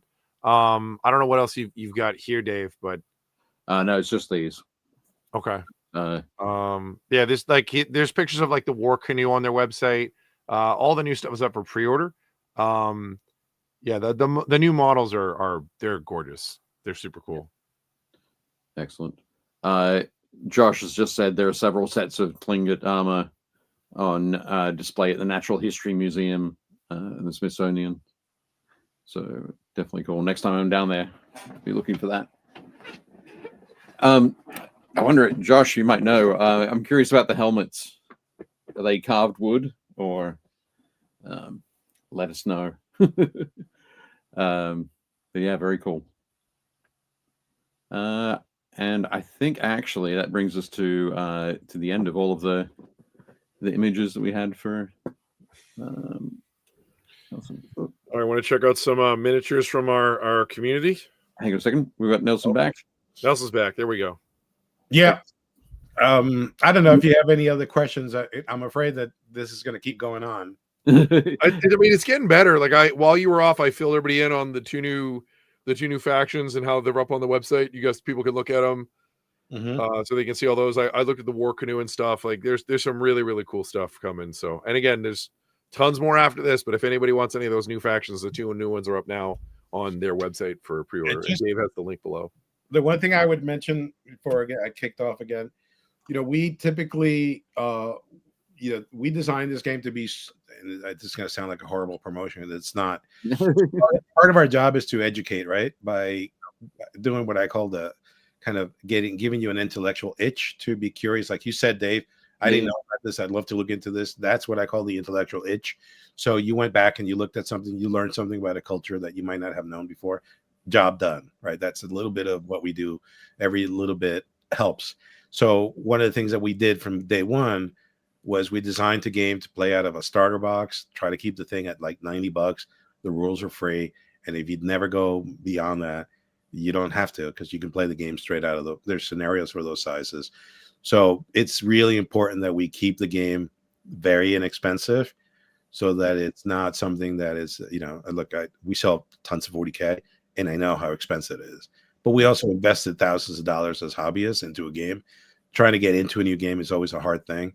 So for us, we don't want to disincentivize anyone by making it normal gaming hobby costs. So you'll see on our website that we try to encourage. We haven't raised our prices in 4 years, and we do that for a reason. A lot of people do end up getting, a lot of people actually, they start with the tribal nations or something, and then they end up with 4 different forces. Because, to build an entire forest, you're looking at maybe $300, $320, and you're done, like done and dusted. If you want to buy a rule book, it's $15. I mean, it's really designed to be that. And I think that's part of the reason that we've grown the way we have is you have to be conscious of, if there's a kind of a side mission that we have, which is to have people celebrate their own ancient cultures. You can't make it expensive. Sure. You're going to fight an uphill battle. So. No, I think that's all absolutely fantastic. As Kat says there, we can keep looking at your stuff and hear you speak for hours and hours more. I think it's that thing as well. You're going through and you've been there, you've driven every step of that development where you're looking into these cultures, you're finding those little interesting sort of hooks and then exploring them further. So the level of knowledge that you've got, that you've been able to develop over that time, cultures around the globe, has got to be incredible. So, yeah, I mean, like if I were to leave you with one sort of parting comment, it would be whoever you are that listens to this or watches this or discovers Mythic Earth, like I encourage you to go back to your own heritage and to your own way back in the past in your family and look into those histories and that mythology. You're going to find something fresh, something you didn't know of, something that you were unaware of. Go back thousands of years, right? Go back to where your ancestors was from and look at some of those stories. And somebody had commented about that's pretty dark, but there are some seriously dark and awesome wild stories out there from all over the place, right? Absolutely. So it's that's what I hope people do when they play this. Yeah, absolutely. Well, it's because there's that old adage, like history is stranger than fiction. Yeah, so, sure. There's all that incredible stuff. So Nelson, we were going to have you on to look through the miniatures from our Facebook group, but if you'd like to stay and see if we can make it through the. Yeah, of course. Yeah. If I get kicked off, it's been awesome, and thank you for having me on. I'd love to come on when there's no storm outside. Sure. Yeah, we'll plan for that. Yeah. So once I think, I mean, we'll put you in touch with Heresy for for heretics who would love to paint some of the Polynesians. Absolutely. But yeah, we'll talk through some of that. But okay, let's jump into these minis. Feel free to comment along as we go. First up, we've got Ben. So, Jake, your business partner, Ben. Yep. We're getting ready for Everwinter. Yeah. So basically, like me, basically I think his army that we were using in Zone Mortalis is basically the dudes in the front and the 2 squads behind them. And then I think he used to run a Contemptor. So he modified it by adding the 5-man or the 5-man squad plus the commander on the left. He already had the commander. He added this to them, and they go in that just Darren painted Land Raider. And then the 2 big squads in the back, I think those are it's like the Horus Heresy specific unit. I think they're Despoilers, or yeah, I think they're despoilers. So he runs 2 despoilers with chieftains, and they both go in a Land Raider. And then he has this command squad, which I think is just a 5-man tack squad in the front, and then there's a 20-man tack squad on the right. And then he's running a Typhon, which is the big Spartan chassis tank destroyer. Yeah. So these are some of these characters: the chieftain and the chieftains. Yeah, so he's got his Praetor in the middle, and then the chieftains are on the right. And then I think he's running Centurion. They might be Centurions. Right. And then I believe the guy on the right is his Master of Signals. Okay. And the guy on the left, I think, is his Herald. Right. Makes sense. Yep. There's his just Aaron. Yeah. With their matching ride. Yeah, it does look very cool. It's, the black with the red. Yeah, they're super cool. And then he's got 2 regular Land Raiders. Like I said, that'll be his big despoiler squads. Yep. And then the Typhon.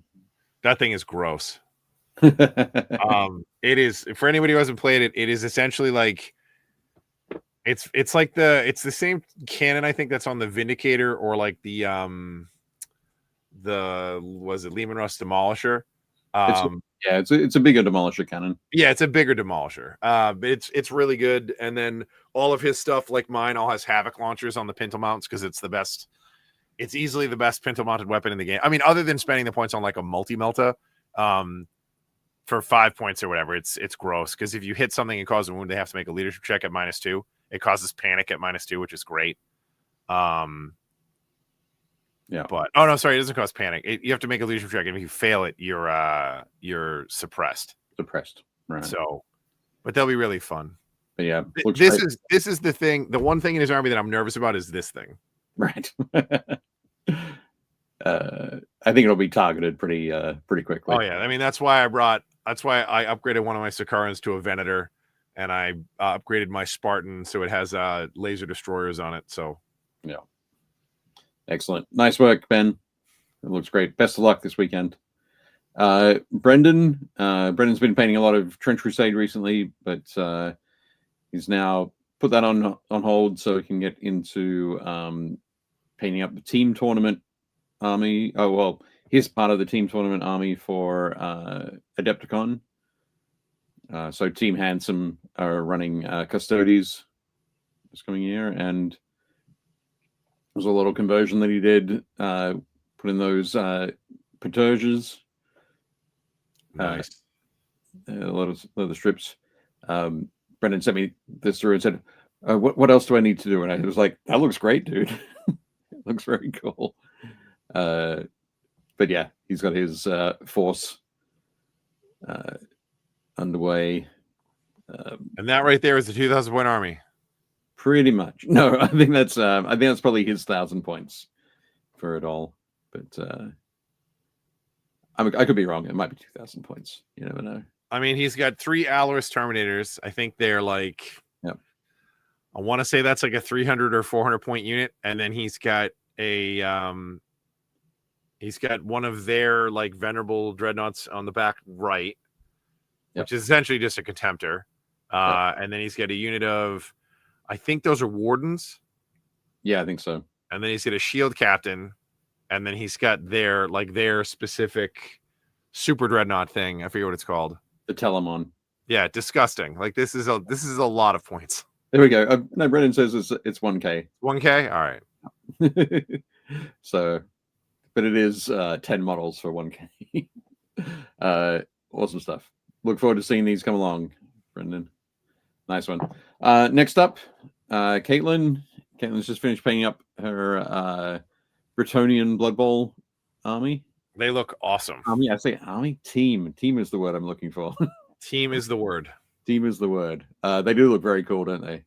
So these are from the Blood Bowl Season 3 box. Yep.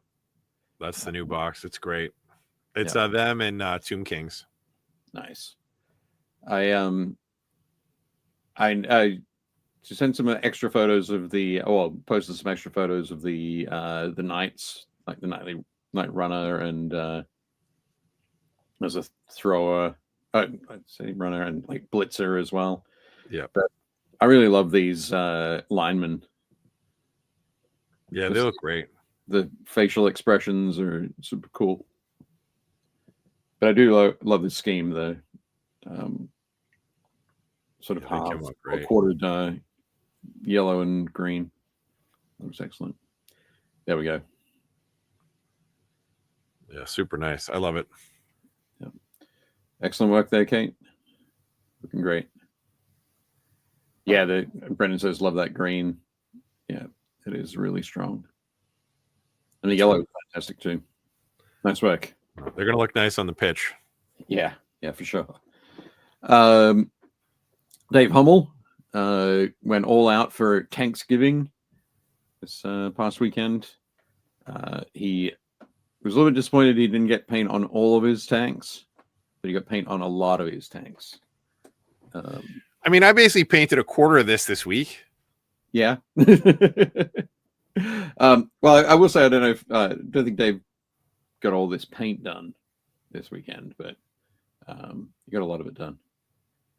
And, he's been chipping away at it. Some other models prepped, ready to go. So many rhinos. I think the biggest thing that Dave needs to try to figure out is how to mask his stuff. If he masked it, he could like spray all the cream or the red and then mask it and then spray the tanks black, and like he'd be at this point. Like I masked mine when I sprayed them. It helped a lot knowing that I had limited time. So right, yeah, that could be a way to go. Hitting these areas here with like the dragon red from, I think it's a dragon red spray from the army painter. Yeah, and masking it off, of course, so you can place the tape over it, cut it nice and easily because it's got those corners. Yeah, good point. I'll have to see. Oh, there we go. You said the last 3 to 4 months worth of work. Let's they look good. More about how we can mask off rhinos. But Dave says still learning my airbrush limits. You might be able to do it with rattle cans. Oh yeah, I mean, you could do all this with rattle cans. That's what I did, especially like go back one. No. Like, so in this picture, obviously they all got sprayed black. Putting the red over black, that should be okay. Putting that cream over black, that's going to be a nightmare. So yeah, like because it's such a light color, you'd have to do like multiple layers. It's like if you just primed it, I think it'd be easier. I think you could get it done quicker. Yeah, maybe start with the cream, prime it cream. Like I would probably spray these guys cream, and then I would mask the whole front, like that whole front quarter panel. Yeah.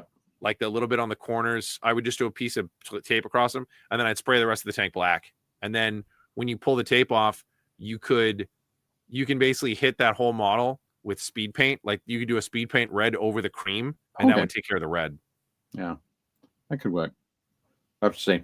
Again, that's my mindset. I'm always like, how can I get this done faster? That is fair enough. But excellent, loads of work there, Dave. Nice work. They look great though. Next up, Dave Powell's. These guys are hilarious. He said he's now a third of the way to his Battle for the Farm squads. But yeah, these are all sculpted by Mark Rayleigh. Check out. Dude, the guy in the back with his metallic lip is hilarious. Yeah, it is great. He's got the whole that half jaw. Yeah, but like the facility is like his lip is just Yeah. amazing. Yeah, it is wild. But yeah. This takes me back. This is like Rogue Trader. Yep, absolutely. But it looks fantastic. This is the latest guy with the those cool goggles. Awesome. Looks great. The blue lips are such a throwback. Yeah. It's very it is also very Dave Powell's. He does love his blue lips on orcs. Yep. Yeah. And Cat says love the various hats. Yep. You'll notice as well that each of the I think, oh maybe not. I was gonna say each of the guns is different. Because Mark's been doing some deep dive research on some machine guns. Excellent. Nice. Fantastic stuff. So I mentioned the Steeljacks earlier, the Ironkin Steeljacks. I finally got the bases painted. Got transfers on the shoulder pads there, and got the Memnia finished. Memnia that I painted up at PAX. They look great, man. So it's nice to be able to add that to the list. Complete. Hooray! Now I've got I got 2 of the Capricus Defenders to paint, and some more Thunderkin, and I'll be caught up with my Votan. Nice. And did a bunch more work on my Your Corvus Cabal Warband. Corvus Cabal Warband for Trench Crusade. So Or Warcry. or Warcry. Mostly for Trench Crusade, but yeah, definitely coming along there. I'm really happy with how the like just that the bone skull, that cool skull look is like sits perfectly inside that blue and purple scheme. Yeah, the fact that you blackened out the tips of the Corvus skulls are really cool, and that Artillery Witch is great. Yeah, I had a lot of fun with that one. The adding in sort of the where the highlights fall on the bombs was very cool. Nice. It's a lot of fun adding that in. I have 3 more models to paint for that warband, and that'll be done. I'll be able to move on to the next one. Nice. Next up, John Steining. So John, what is this thing called? So the this is based on the Gorgon. Oh, it's the Gorgon. Okay. Yeah. So, well, John said that this wasn't an original one. So I mean, it looks like an original one. It's got the it does. It's got the Lehman Russ chassis that's like enlarged, and then like the assault ramp. Yeah, I think I know that. Sorry, the original one does have the these rails overhead. Yeah. The I think the gun mounts for the heavy stubbers here are different. I go. This thing is basically a Higgins boat on tracks. Yeah, it is great. I built one when the what do you call it? My mind's gone blank. The Baneblade, when the Baneblade was originally released in like 2007, I converted one into a Gorgon.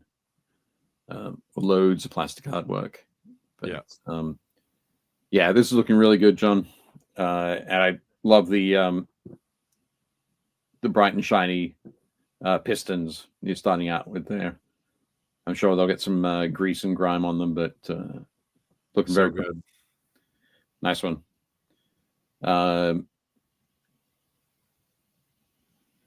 Yeah, Dave Hummel's saying that this is a Macarius chassis, and say the original one was a bit longer. I think it was a little bit longer.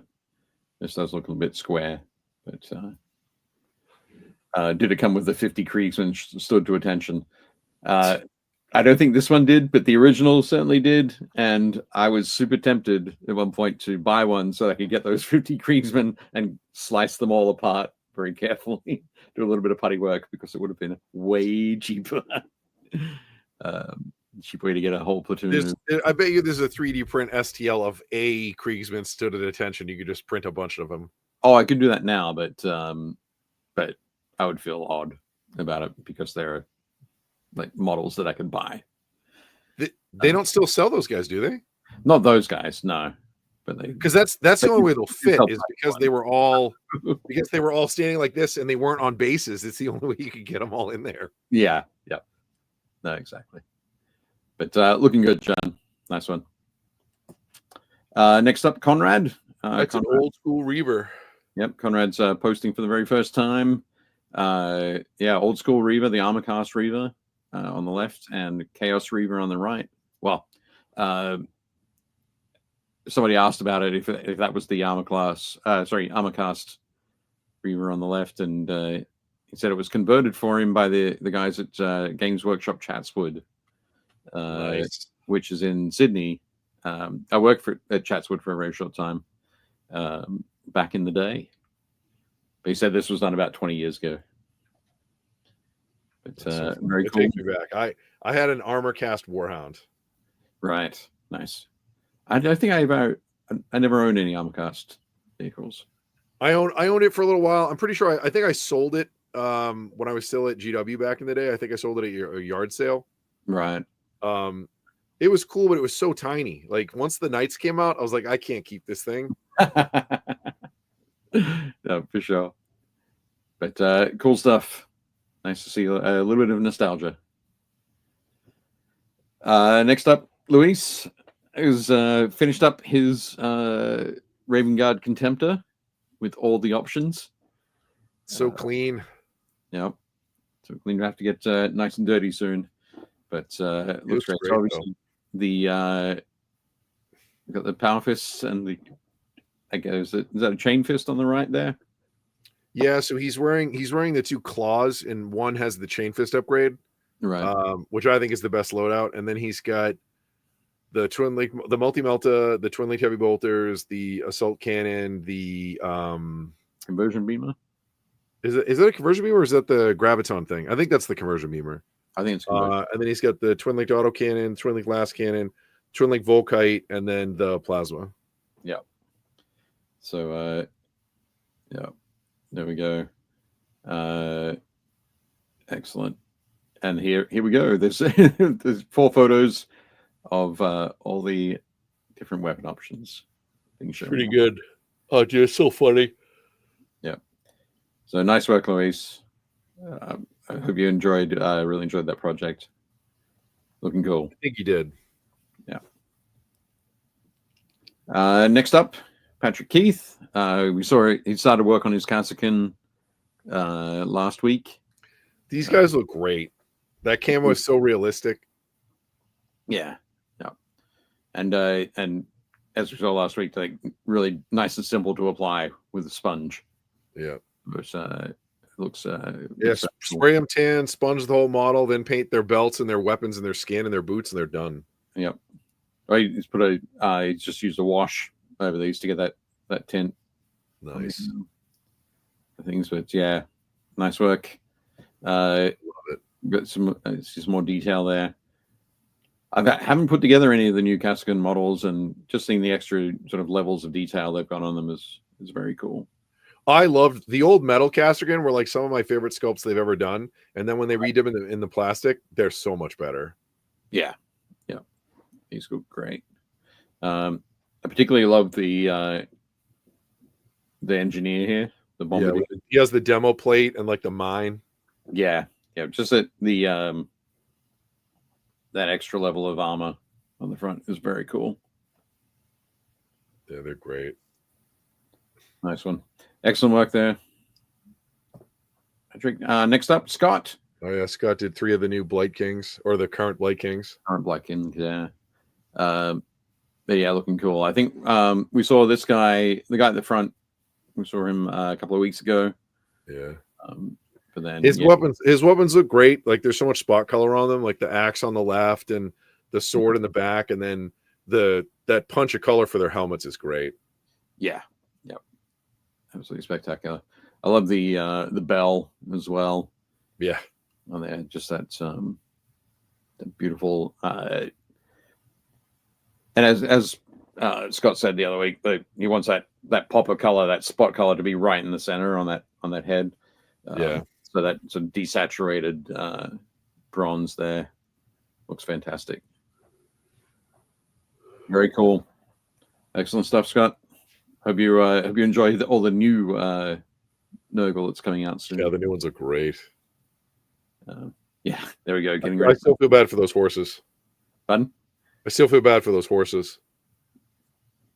The horses? The Nurgle horses. This is like new Nurgle knights. Sure. I was like, someone should put that horse down. They look terrible. Yeah, they're all sick. They're all feeling it.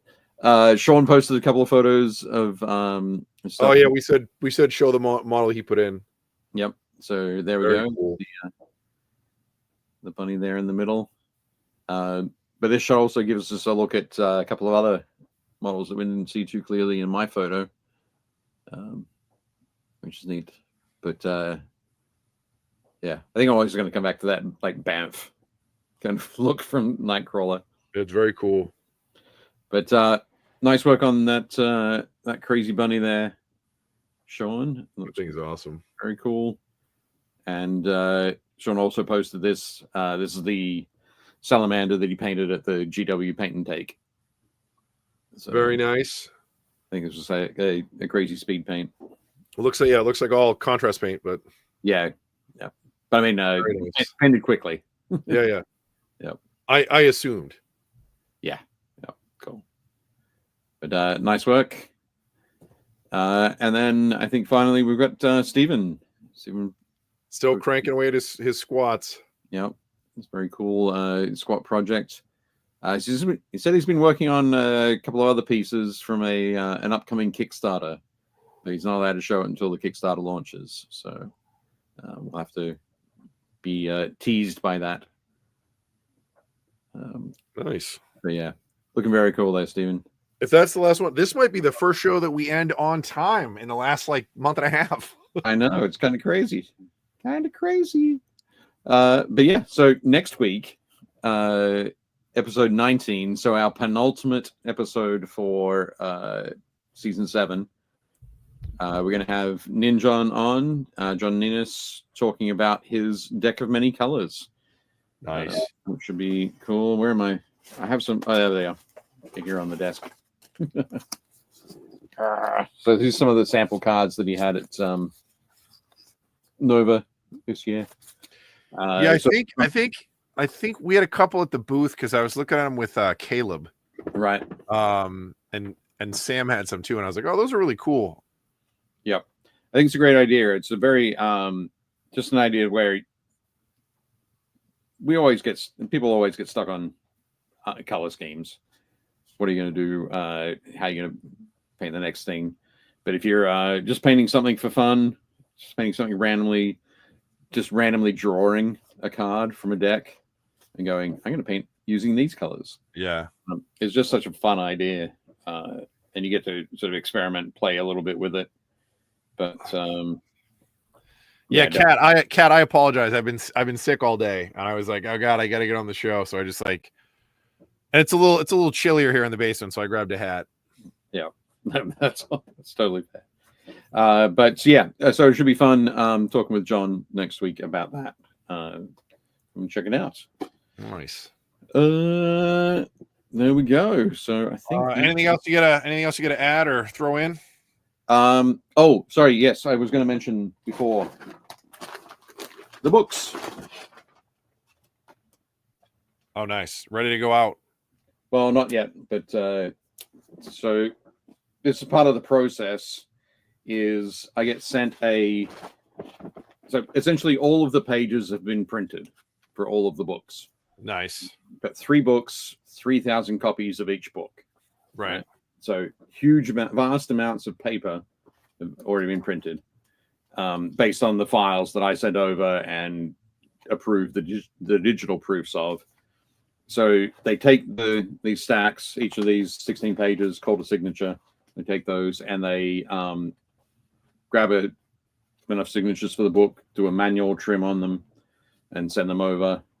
And I get to go through and check to make sure everything looks good, looks the way that we want it to. that nothing's sort of too out of place or anything. Nice. And then send a message and say, yes, please go for it. And then they take all the signatures, they sew them and glue them together, trim everything down, and then bind them into the covers. So probably about another week or two, and all the books will be bound and in boxes. Then they start on their way around the world, either over to the UK for fulfillment or the US Nice. fulfillment. But super excited. Thanks, Kat. Thanks, Sean. They're looking really good. So, yay! That's just my next another thing to check off the list, which is good. Cool.